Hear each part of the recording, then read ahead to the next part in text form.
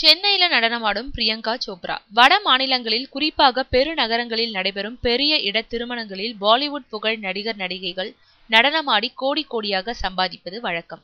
அதே போல்தான் கோலாகல புத்தாண்டு கொண்டாட்டங்களின் போதும் நட்சத்திர விடுதிகளில் நடிகைகள் தங்கள் திறமை காட்டி பணம் குவித்து வருகின்றனர்.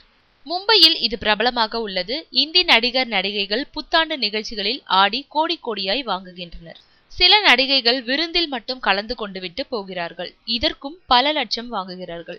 தற்போது இந்த கலாச்சாரம் ஆந்திரா மற்றும் தமிழகத்திலும் பரவியுள்ளது. இந்தி நடிகை பிரியங்கா சோப்ரா சென்னை நட்சத்திர ஹோட்டலில் 7 நிமிடம் நடனம் ஆடுகிறார். இதற்காக 6 கோடி கேட்டுள்ளதாக தகவல் வெளியாகியுள்ளது.